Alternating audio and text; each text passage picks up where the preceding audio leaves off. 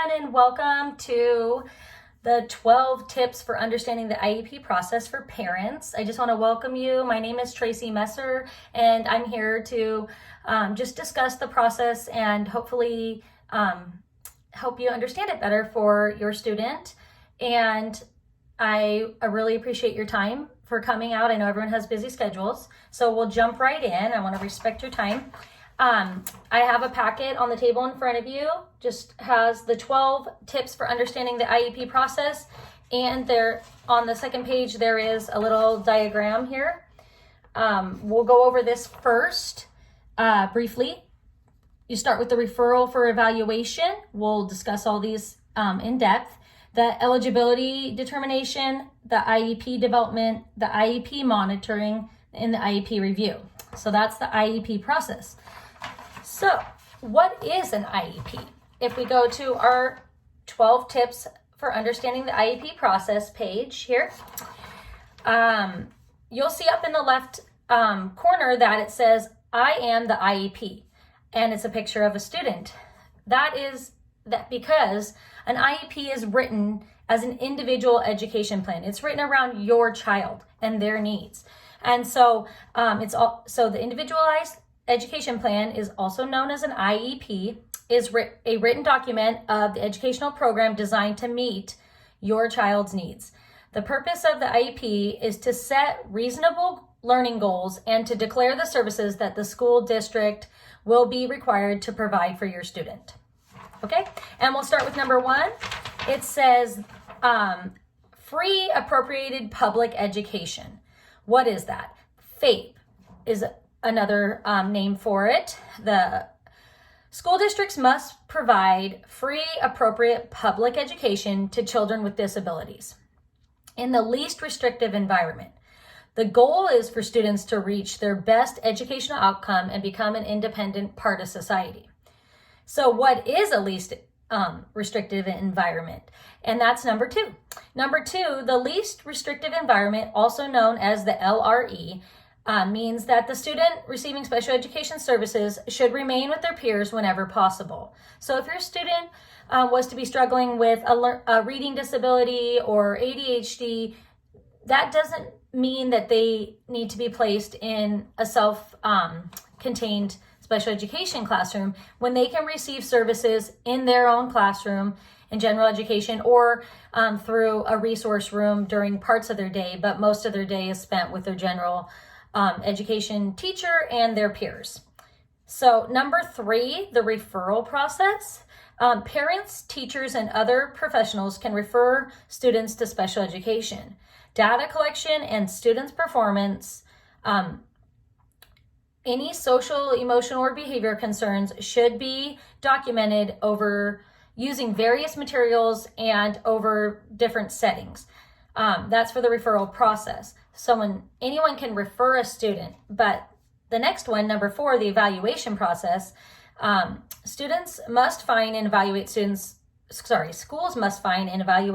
with disabilities at no cost to the students or families. But just because a student is referred for an evaluation doesn't mean that one can be performed, because parent or guardian consent is required to evaluate the student.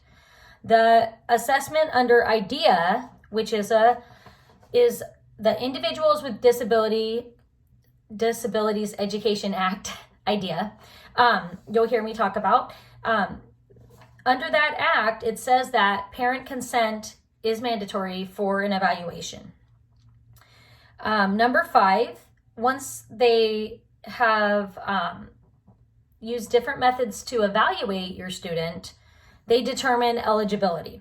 An IEP team consisting of qualified professionals will review the evaluation results to determine if your student will receive special education services. If they are eligible, you and the school will schedule an IEP meeting. So in the IEP meeting, what are some components that we need to consider? So if your student is considered not eligible, the process stops there. If your student is considered eligible for students, then the IEP will be developed, and parents do have the right to agree or disagree, and you carry the same weight as all the other professionals in that room, if not more, being the parent. So the IEP components will list all the educational and professional goals and services, locations, and accommodations the district will provide for your student based on their needs and through the evaluation. So number 7 is parent and student involvement. Parents and guardians have the right to be on the IEP development team, and so does the student. They are more than welcome to participate in their plan. Parents and guardians have the right to voice their concern, disagree with the school, require due process, and formally address disputes. And number 8, quarterly progress monitoring. So once the IEP is in place, team members should be taking data, and the case manager should offer reports on your student's progress quarterly to document growth or struggles and make adjustments to the IEP goals as needed. An annual review is number 9. The annual review process means that the IEP team should meet at least once a year to discuss progress and address new goals and service changes needed for your student.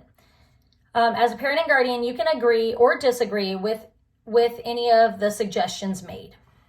Number 10, procedural safeguards. Again, the idea that Individuals with Disabilities Education Act has put into place safeguards for parents to give you a voice in your student's education. An example is a school must obtain parent consent before providing services to any student. Those are there just so that your voice can be heard, and it's your student and your child. So number 11, prior written notice. There must be a notice sent out to parents and guardians in writing before an evaluation or any changes are made to your student's IEP.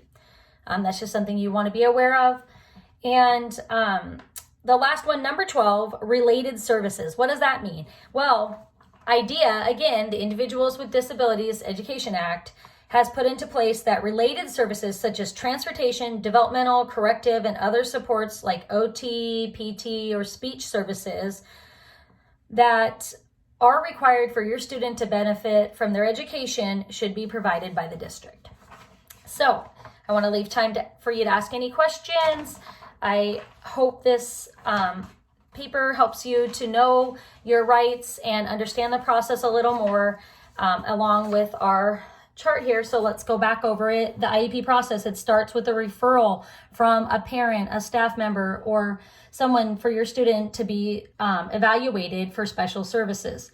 Then there's eligibility determination. That is going to be collecting data and collaboration between staff and families, and to see what the learning goals need to be at or where there's struggles. Then if they're considered eligible, you move to the IEP development, which is the meeting with the staff, professionals, teachers, general education, special education, and the parents and the student. And then you move to monitoring it. How is that IEP plan working out?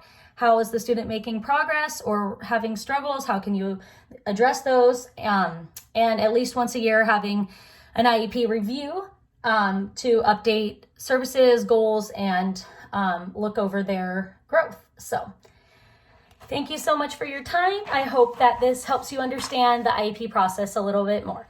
Have a great day.